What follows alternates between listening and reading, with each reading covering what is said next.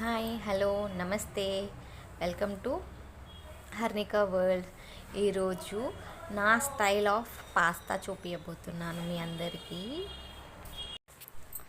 చాలా ఈజీ, చాలా చాలా ఈజీ. పెద్ద ఇంగ్రీడియంట్స్ ఏముండవు అన్నమాట. పాస్తాని బాయిల్ చేసుకోవాలి. మొత్తం స్మాష్ లాగా చేసుకోవద్దు, కొంచెం సాఫ్ట్ అయ్యేదాకా చేసుకుంటే సరిపోతుంది. తర్వాత ఒక గిన్నె పెట్టుకొని అందులో ఆయిల్ వేసుకొని, కొంచెం నా స్టైల్ ఆఫ్ అని చెప్పాను కదా, అందుకే కొంచెం ఆవాలు, జీలకర్ర, సన్నగా చాప్ చేసిన గార్లిక్, సన్నగా చాప్ చేసిన పచ్చిమిర్చి, సన్నగా చాప్ చేసిన ఆనియన్స్ వేసుకొని చక్కగా ఫ్రై చేసుకోవాలి. ఒక 60-70% ఫ్రై అయ్యాక 2 టమాటోసే అవి కూడా వేసేసుకొని చక్కగా ఫ్రై చేసుకోవాలన్నమాట. టమాటోస్ స్కిన్ సపరేట్ అయ్యేంత సాఫ్ట్గా చేసుకున్న తర్వాత దాంట్లోకి సపోజ్ మీరు టమాటోస్ వేసుకుంటే చాలు, గుజ్జు. కొన్నిసార్లు టమాటోస్లో నుంచి కూడా రసం ఎక్కువ వస్తుంది, కొన్నిసార్లు తక్కువ వస్తుంది. కాబట్టి అది మీ కన్సిస్టెన్సీని బట్టి. అలాగే కొంచెం జ్యూసీగా తినే వాళ్ళు ఉంటారు, అలా డిఫరెంట్ టైప్స్ ఉంటారు, కాబట్టి అది మీ ఆప్షన్. టమాటో వేసుకున్నాక కొంచెం స్కిన్ సపరేట్ అయ్యాక అందులో తగినంత ఉప్పు, కారం వేసేసుకోవాలి. వేసుకున్న తర్వాత నచ్చితే పసుపు వేసుకోండి. నేనైతే పసుపు వేసుకుంటున్నాను, మీకు నచ్చితే వేసుకోవచ్చు, నచ్చకపోతే అవసరం లేదు. దానివల్ల టెక్స్చర్ పెద్ద ఏం డిఫరెన్స్ రాదు. జస్ట్ నేను కొంచెం వేసుకున్నాను అంతే. తర్వాత బాగా మిక్స్ చేసుకొని ఒక 2 minutes మూత పెట్టేసుకున్నారంటే టమాటోస్కి అదంతా పడుతుంది.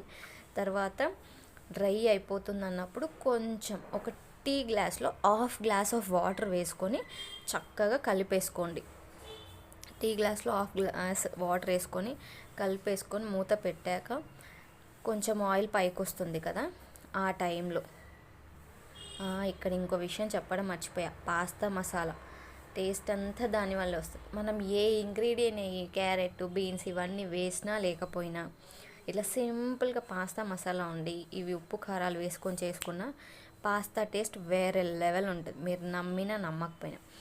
ఒకవేళ డౌట్ ఉంటే నా స్టైల్లో ట్రై చేసి చూడండి. బాగాలేకపోతే ఖచ్చితంగా మీరు చెప్పండి బాగాలేదు అని, నేనేం ఫీల్ అవ్వను. కానీ ట్రై చేసి చూడండి, సూపర్గా ఉంటుంది. కొన్ని వాటర్ వేసుకొని ఇలా థిక్ కన్సిస్టెన్సీ రాగానే పాస్తా వేసేసుకొని ఒక 2 to 3 minutes పాస్తాకి ఆ మసాలా అంతా పట్టేలాగా మిక్స్ చేసేసుకొని బాగా ఉడికించుకున్నామంటే ఒక 2 minutes మూత పెట్టేసుకోండి.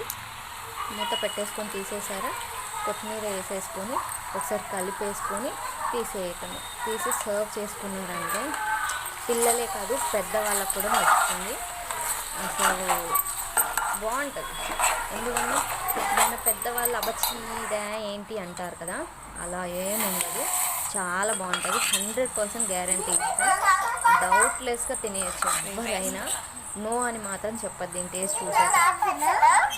అప్పుడు మా అమ్మ ఇది నా పంచుకున్నా అని అడుగుతుంది చూడండి.